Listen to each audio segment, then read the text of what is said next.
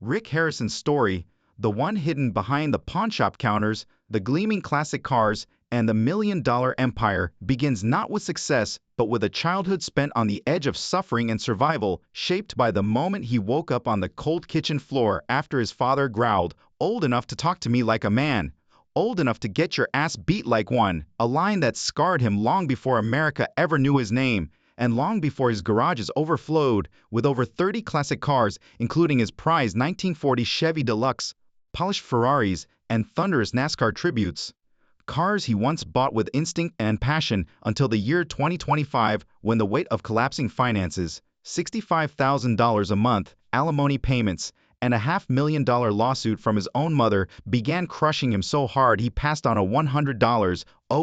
Ferrari and lowball vehicles he once would have snapped up without blinking. But that downward spiral traces back to 1973 to an 8-year-old boy lying in bed in San Diego, when his head suddenly buzzed like a nest of electric wires and his body locked up as his tongue shredded in his mouth. It was the first of many focal onset aware seizures that stole his childhood, one violent episode at a time, coming every month for 10 years, leaving him bedridden, wrapped in ice packs, missing up to 200 days of school at a time and unable to run, play, or feel normal, while other kids laughed on baseball fields. Trapped in silence and hospital rooms, Rick turned inward, devouring the great brain books his mom brought him, falling in love with Tom Fitzgerald's clever schemes, then burying himself in history, naval warfare, ancient coins, obscure battles that adults couldn't even pronounce, unknowingly training the memory and analytical skills that would make him a legend decades later. Yet outside that bedroom, life was ruthless. He was bullied for twitching, for looking pale, for disappearing from class for weeks, mocked for being weird, and instead of breaking him, those humiliations became lessons in reading human behavior, detecting motives, spotting insecurities, skills that would later allow him to size up a customer in seconds. But then, everything collapsed again in 1981, when his mother Joanne's booming real estate business was destroyed overnight as interest rates shot up to 18%, the housing market died, and the Harrisons lost $1 million,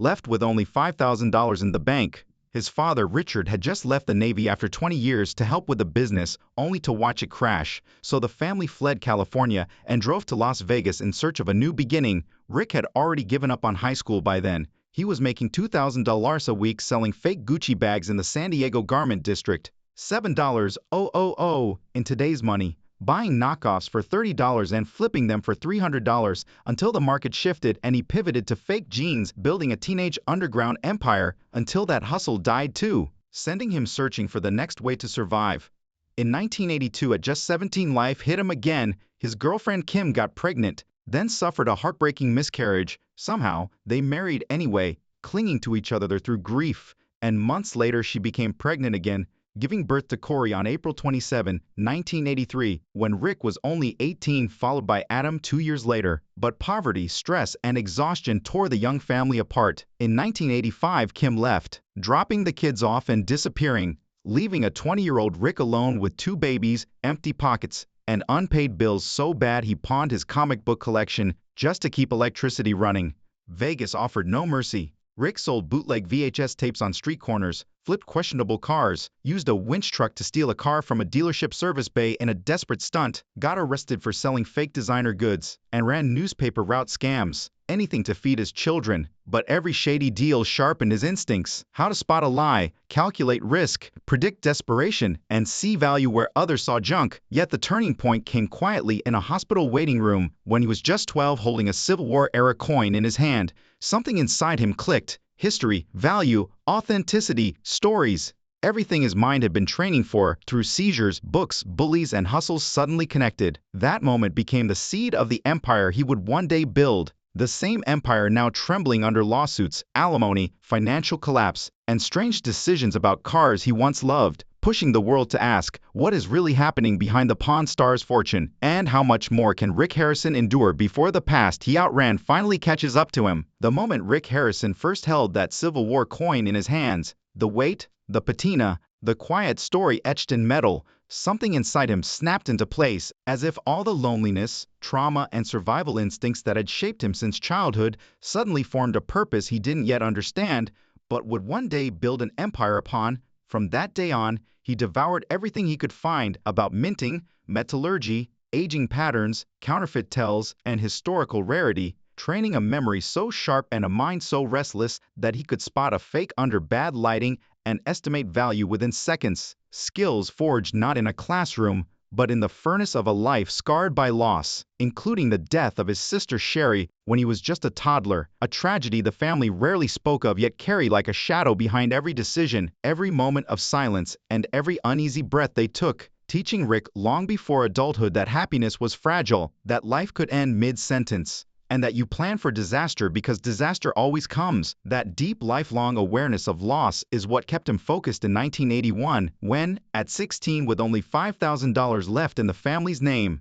he arrived in Las Vegas after the recession annihilated his mother's real estate business and his Navy veteran father's plans for a peaceful retirement. Suddenly thrust into survival mode, Rick scrubbed casino dishes for $3.35 an hour while attending high school during the day and prowling rough neighborhoods at night, repossessing cars from people who hadn't made their payments, risking beatings, gun threats, and worse. But the money was better than anything school offered, and with every car he dragged away under the neon glow of Vegas nights, his confidence grew. Meanwhile, his parents opened a cramped 300-square-foot coin shop on Las Vegas Boulevard, where Rick watched desperate gamblers shuffle in and pawn wedding rings, gold chains, and family heirlooms for pennies on the dollar. Those faces, those broken stories, became his education in human nature. Soon, he started selling counterfeit designer bags on the side, pulling $2,000 a week, more than most adults made. And by 10th grade, he dropped out because Vegas was teaching him a faster, harsher curriculum. But beneath the hustling, Rick was dreaming bigger. He wanted a pawn license, something nearly impossible because Las Vegas only allowed one license per 50,000 residents. For almost 2 years straight, he called the city statistician every single week for population updates, becoming the punchline of City Hall jokes. But he didn't care. When the population hit 250,000 in 1989, he saw his chance. But existing pawnshop owners, terrified of competition, bribed politicians to block newcomers, triggering courtroom battles that drained $15 from the Harrisons' pockets. Then one day, the judge ripped into the opposition, and Rick knew he had won even before the ruling came. When he got the official call, he said it felt like hitting the lottery. Overnight, he opened in the first 24-hour pawn shop in American history, but the shop wasn't safe, not even close. In the 1980s, the mafia still moved through Vegas like a silent current, and Rick handled mob-connected customers bringing in stolen goods, including a $10,000 Rolex he bought for $500 knowing full well it was trouble. He learned to spot stolen casino chips, rare mob memorabilia, and the signs of desperation that turned businessmen into criminals. At one point, after a loan went bad, armed men stormed the shop looking for revenge, and from that day on, Rick kept loaded guns behind the counter and hired security. Danger was part of the job, and he lived with that tension every single day. Then came the slot machine, a moment that changed everything. In 1986, he found a 1930s Watling roller-top machine a seller claimed was worth $25. Rick, who had studied antique gambling machines relentlessly, realized it was actually a rare prototype worth $75. He borrowed $50,000, nearly his entire yearly inventory, to buy it, a gamble that could have destroyed him if he was wrong. But 3 months later, he sold it to a museum for $85,000, making a $35,000 profit that saved the shop and gave him a reputation as someone who could spot value others overlooked. But while business finally had momentum, Rick's personal life remained chaotic. He married Kim in 1982 at just 17 after she got pregnant. Following a heartbreaking miscarriage, they tried to build a life together, raising Corey and later Adam. But by 1985, the pressure of long workdays and poverty broke the marriage apart. In 1986, he married Tracy after a blind date, blending their families while juggling 3 kids under 10 80-hour work weeks, and an early pawn shop still struggling to survive. To earn extra money, Rick began selling guns illegally through the shop without a federal license, a decision that later drew ATF attention when some of those weapons were linked to violent crimes, adding yet another layer of risk to an already dangerous business. But he kept pushing. By 1989, he officially became co-owner of the Gold and Silver Pawn Shop at just 24. And by 2005, he and his father were loaning out over $3 million a year and earning $700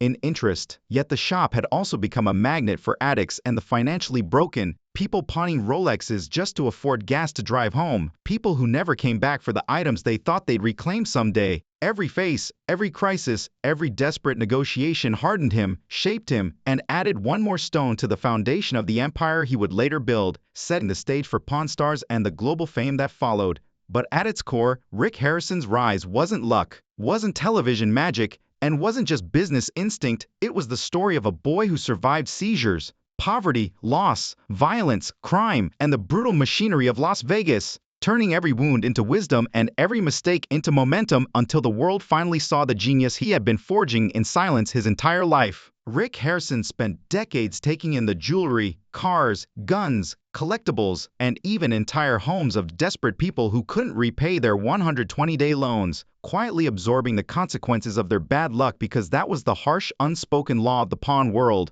a world he had lived inside since he was barely a teenager, learning that survival sometimes meant taking what others abandoned. Brutal, yes, but necessary if you wanted to keep the doors open. And as Rick sharpened his instincts in those unforgiving years, he stumbled into one of the pawn industry's biggest legends when a man walked into his shop with what looked like a simple Confederate sword bought for $75. But Rick, with his encyclopedic knowledge of markings and metalwork, realized it was an 1836-foot artillery sword worth a fortune, paid the man $15,000 in the spot, and later sold it for $75,000, cementing his reputation as someone who could see value buried under dust and deception. But victory didn't erase the constant tension with his father, who still controlled 51% of the shop, and clashed with Rick on everything from buying strategies to risk tolerance. Like the day a bankrupt gambler offered them a Ferrari that Rick restored, polished, and flipped for $200,000, a move his father hated, but Rick knew was pure profit. Still, life didn't slow down, and when the dot-com crash imploded the economy in tooth, Rick pivoted again, focusing on sports memorabilia, mastering the art of identifying fake signatures and authenticating game-worn items, once confirming a Muhammad Ali glove pawned for $5,000 that later turned into a far larger sale when the owner never returned, a deal that helped him survive the economic collapse. Yet even as business soared, Rick's personal life unraveled. His 2013 wedding to Deanna Burdett lasted until 2020, ending quietly in a Clark County courtroom, despite the lavish ceremony with 180 guests. And court records revealed that Rick had been paying $25,000 a month to family members, later reduced to $20,000 before stopping entirely as money tightened, forcing him to pawn his own beloved 1940 Chevrolet to stay liquid, a painful move considering he never signed a prenup and always joked, "You can take half my money and I can still live like a king," a line that suddenly carried a sting when the divorce finalized in September 2020 and he had to start rebuilding yet again, but nothing could prepare him for July 19, 2009, when the History Channel aired the first episode of Pawn Stars, transforming a small, slightly gritty Las Vegas pawn shop into one of the most watched shows in the world, where viewers tuned in not for explosions or Hollywood drama, but for a bald man with a calm voice and glasses who could explain the historical value of anything placed in his hands. Before the show, the shop saw maybe 50 customers on a busy day, but within months that number exploded as fans traveled from around the world just to stand inside the famous gold and silver pawn shop they'd seen on TV, not to sell anything, but simply to glimpse Rick, forcing him to hire security as over 1,000 visitors flooded the store on some days, turning what was once a quiet business into a tourist migration spot, where people lined up in the desert heat just to be near the counter Rick had once begged people to walk up to. And although Rick never planned to be on television, his authenticity, his real knowledge, his real negotiating style, his real history made him captivating, so much so that by 2016, he earned $15,000 per episode, and by 2023, some episodes paid him up to $100, depending on syndication agreements. While the show aired in over 100 countries and made him famous everywhere from Brazil to Belgium, yet the spotlight brought trouble too, like the day someone walked in with O.J. Simpson's white Ford Bronco, the infamous SUV from the 1994 chase, and tried to sell it for $1.3 million,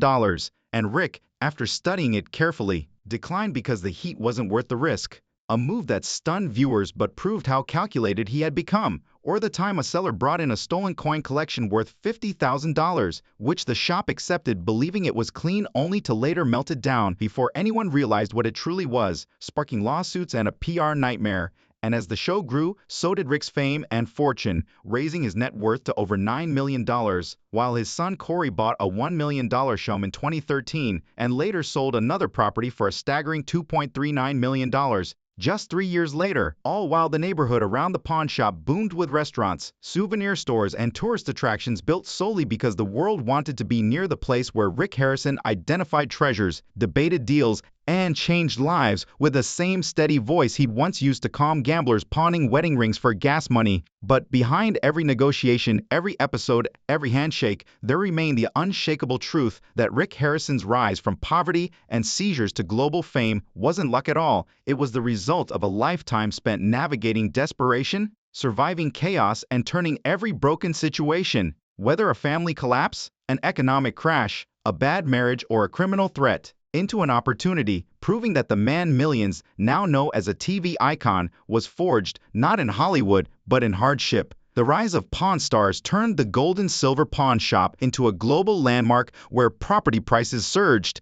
tourists lined up for selfies in the desert heat, and the shop transformed from a cluttered Las Vegas storefront into a worldwide phenomenon. Yet behind the neon glow of the strip and the cheerful banter fans loved, the Harrison family was fracturing in ways no one watching at home could have imagined. Cracks so deep, they eventually burst into full public view in 2021 when Rick's own mother, Joanne Harrison, took the unthinkable step of suing her son and accusing him of betrayal at the most vulnerable point of her life, claiming Rick manipulated her during old man's coma, tricking her into signing away her 51% ownership of the pawn empire she and her husband built from the ground up. And while fans argued in disbelief, Joanne revealed she had been receiving $25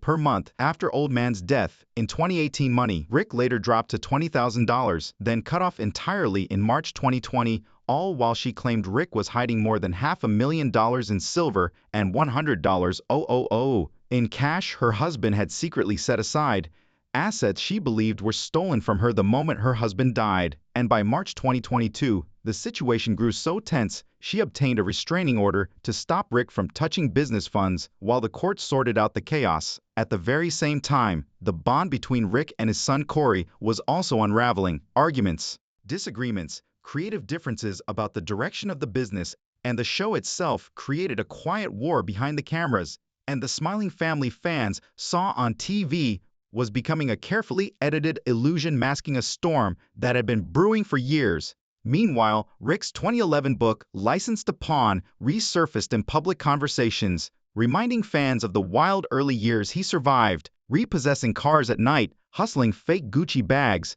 facing armed customers, dodging mob connections, and building the pawn shop through raw survival instinct. And in that same book, the infamous white Ford Bronco appeared again, the exact O.J. Simpson chase vehicle he once turned down for $1.3 million after previously refusing a $500 offer because he knew the publicity would be radioactive, proving his judgment was sharp even when money dangled in front of him. Rick proudly wrote about the priceless items he vowed never to sell: Patriots, Super Bowl rings, 3 Olympic bronze medals, a 1490 samurai sword, an original Iwo Jima battle plan, treasures he treated like pieces of human history rather than inventory. Yet for all the brilliance that brought him fame, disaster struck in 2015 when the IRS launched a full-scale federal audit, discovering more than $500,000 in silver hidden in a family trust that hadn't been reported, triggering frozen accounts, seized documents, halted filming schedules, and panic from the History Channel as their top-rated show hung in the balance until Rick hired high-profile tax attorneys